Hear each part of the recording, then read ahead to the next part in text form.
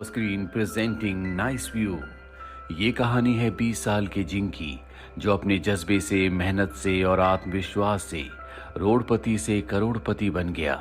कहानी की शुरुआत में जिंग को दिखाया जाता है जो डॉक्टर के पास होता है।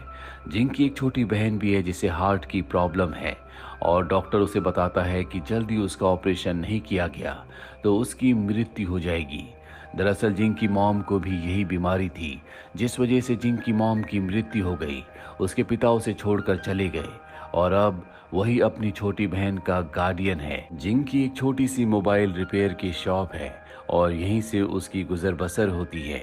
एक दिन जिंग का दोस्त जो कि वेयरहाउस में काम करता है, जिंग को अपने वेयरहाउस में बुलाता है, जहां वो एक कपड़े को हटाकर उसे बॉक्सेस का एक पहाड़ दिखाता है। वो बताता है कि इनके अंदर सेकंड हैंड मोबाइल्स हैं। जो इस कंपनी का, इस वेयरहाउस का ओनर था, उसे जेल हो गई है, इसीलिए अब इस पर किसी का अधिकार नहीं है। अगर तुम चाहते हो कि मैं तुम्हें ये सारे के सारे मोबाइल्स दे दूं, तो इसके बदले तुम्हें मुझे 1 लाख रुपए देने होंगे। जिंग के पास 1 लाख रुपए नहीं है, लेकिन वो ये भी चाहता है कि वो इन सभी मोबाइल्स को खरीद ले जिनमें माइनर सी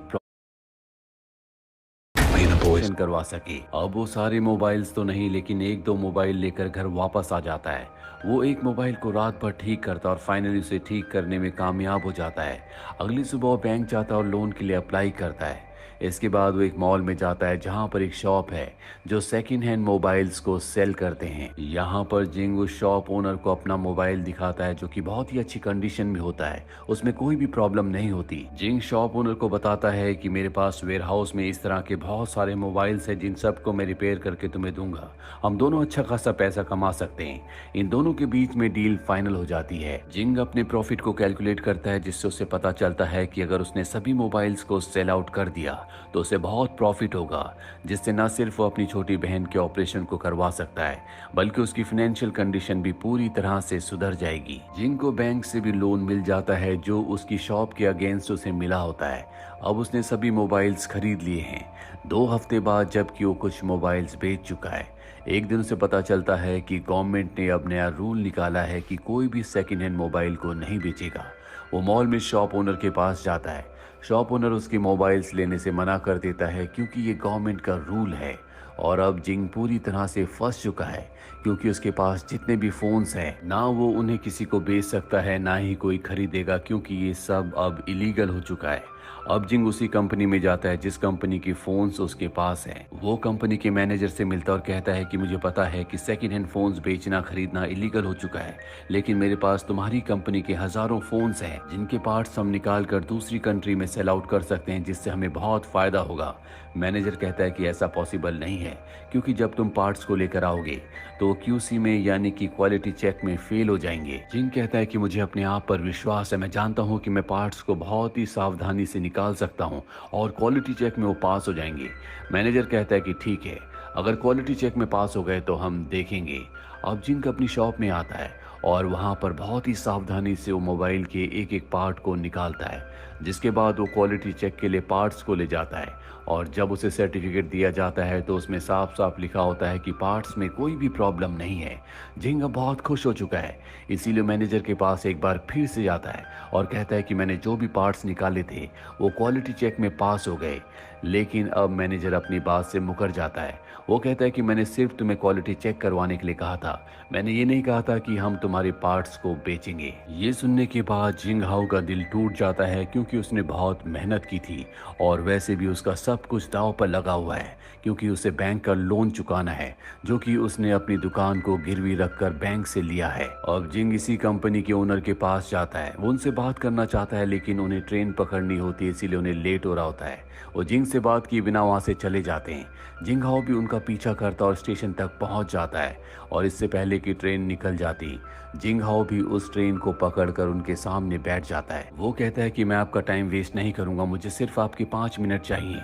मैं आपकी कंपनी की मोबाइल, जो मेरे पास हजारों की मात्रा में है, उनके पार्ट्स निकालूंगा जिन्हें हम इंटरनेशनल मार्केट में बेच सकते हैं। मैं पहले ही आपकी कंपनी के मोबाइल के पार्ट्स निकालकर उनका क्वालिटी चेक करवा चुका हूँ। ओनर कहता है कि ये बहुत मुश्किल है, वैसे भी इस काम में मैं तुम्हारी मदद नहीं करूंगा, ना ही तुम्हें फाइनेंशियली और ना ही वर्कर के थ्रू मदद करूंगा। जो तुम्हें करना होगा खुद करना होगा। जब भी तुम्हारा काम पूरा हो जाए मेरे मैनेजर को कॉल करना। वो उसे कार्ड देता और वहां से चला जाता है। और अब जिंग किसी भी कीमत पर उन सभी मोबाइल्स के पार्ट्स को निकाल कर कंपनी को दिखाना चाहता है, जिसके लिए उसे टीम चाहिए। उसे एक जगह चाहिए जहां पर वो सभी मोबाइल्स को रख सके, जहां पर उसके लिए लोग काम कर सके। लेकिन सबसे बड़ी प्रॉब्लम ये होती है कि उसके पास बिल्कुल पैसे नहीं बचे। साथ ही अब जो उसकी दुकान थी, जिसके अगेंस्ट उसने बैंक से लोन लिया था, वो भी उससे छिन जाती है क्योंकि वो लोन चुका नहीं पाया। जिंग के पास बिल्कुल पैसे नहीं है, इसीलिए उसे अपने स्कूटर को भी बेचना पड़ता है। उसे पैसों की ज़रूरत है, इसीलिए वो अपने दोस्त के पास जाता है जो एक फैक्ट्री में काम करता है। जिंग उसके पैर पकड़ लेता और कहता है कि मुझे काम की ज़रूरत है। उसका दोस्त उसे विंडो क्लीनिंग के काम में लगा देता है, यानी कि उसे हवा में लटक कर विंडोज़ को साफ करना होगा। और अब जिंग के पास जितने भी मोबाइल है, वो एक जगह रेंट पर लेकर उसकी कंडीशन पूरी तरह से ठीक करके उन सभी मोबाइल्स को वहां पर ले आता है ताकि उन्हें रिपेयर किया जा सके, उनके पार्ट्स को निकाला जा सके। लेकिन काम करने के लिए उसे हेल्पर्स की, वर्कर्स की ज़रूरत है, क्योंकि अकेले वो इतने सारे काम नहीं कर सकता। सैलरी देने के लिए उसके पास पैसे नहीं है, इसीलिए वो तय करता है कि वो ऐसे लोगों को ढूंढेगा जिनके पास काम नहीं है, जिनके पास पैसे नहीं है और जो इसी इंडस्ट्री में पहले काम कर चुके हैं। इसीलिए एक लेडी से मिलता है जो पहले एक इलेक्ट्रॉनिक्स की कंपनी में काम किया करती थी, लेकिन कंपनी में एक्सीडेंट की वजह से उसके सुनने की शक्ति चली गई, जिसके बाद उसे कंपनी से निकाल दिया गया और अब वो छोटे मोटे काम करती है। जिंग पूरी सच्चाई से उसे अपना पूरा प्लान बताता और कहता है कि हम मिलकर काम कर सकते हैं, आगे बढ़ सकते हैं। वो लेडी उसका साथ देने के लिए तैयार हो जाती है। इसके बाद वो एक दूसरे आदमी के पास जाता है जो पहले कंपनी का मैनेजर हुआ करता था, लेकिन वो एक अच्छा फाइटर था और एक दिन फाइटिंग के दौरान दूसरे फाइटर की मौत हो गई, जिस वजह से उसे जेल हो गई, उसकी नौकरी छूट गई। अब वो जेल से तो बाहर आ चुका है, लेकिन उसके पास काम नहीं है। जिंग उसे भी अपनी टीम में शामिल कर लेता है। इसके बाद वो एक गेमर के पास जाता है जो शादी करना चाहता है, लेकिन शादी करने के लिए उसके पास पैसे नहीं है। जिंग कहता है कि तुम हमारे साथ काम कर सकते हो। जिंग इसी तरह से बहुत सारे और भी लोगों को अपनी टीम में शामिल कर लेता है जो कि कभी अपनी इंडस्ट्री में प्रोफेशनल थे लेकिन अब रिटायर हो चुके हैं। इस तरह से जिंग अपनी पूरी टीम बना लेता है और अब सब मिलकर दिन रात मेहनत करके काम करना शुरू कर देते हैं। ये अपनी कंपनी का नाम रखते हैं नाइस व्यू। लेकिन जिंग को ज़्यादा मेहनत करनी पड़ती है क्योंकि उसकी बहन की तबीयत ठीक नहीं है, ना ही उसके पास अर्निंग का कोई सोर्स है। इसलिए दिन में वो विंडो क्लीनिंग का काम करता और रात को मोबाइल्स के पार्ट्स निकालता है। अब एक दिन उस गेमर की जो शादी करना चाहता था, उसे एक लड़की मिल जाती है। जिंग अपनी बहन के साथ उसकी शादी में जाता है और जब वो शादी से अपने घर वापस आता है तो उसके ओनर ने लिखा होता है कि तुमने 3 महीने से किराया नहीं दिया, जब तक तुम किराया नहीं दोगे तुम्हें घर के अंदर एंट्री नहीं मिलेगी। रात को जिंग हाओ को कुछ समझ नहीं आता कि उसे कहाँ जाना चाहिए, इसीलिए वो अपनी बहन को लेकर फैक्ट्री में आ जाता है जहाँ पर वो बॉक्सेस से उसके लिए बेड बनाता है। जिंग को बहुत बुरा लग रहा होता है क्योंकि उसकी बहन की तबीयत ठीक नहीं है और वो उसे इन हालातों में रख रहा है, लेकिन उसके पास कोई ऑप्शन नहीं होता क्योंकि वो किसी भी तरह से अपने काम को पूरा करके पैसे कमाना चाहता है ताकि वो अपनी बहन का इलाज करवा सके। इसी तरह से कई दिन बीत जाते हैं और एक दिन वो जगह जहां पर इन्होंने अपनी फैक्ट्री कंपनी बनाई होती है, उस जगह का ओनर कहता है कि तुमने पिछले कई महीनों से रेंट नहीं दिया है। 1 हफ्ते में अगर तुमने रेंट नहीं दिया तो तुम्हें इस फैक्ट्री को, इस जगह को खाली करना होगा। जिंग हाओ के सभी रास्ते बंद हो चुके हैं, इसीलिए वो उसी कंपनी के मैनेजर के पास जाता है जिस कंपनी के लिए ये पार्ट्स को निकाल रहे हैं और कहता है कि मुझे पैसों की ज़रूरत है। मैनेजर कहता है कि हम तुम्हें पैसे नहीं दे सकते, हमारे बॉस ने तुमसे यही डील की थी। जिंग हाओ एक बार फिर से हताश होकर अपने लोगों के पास आ जाता है जो उसकी कंपनी में उसके साथ काम करते हैं।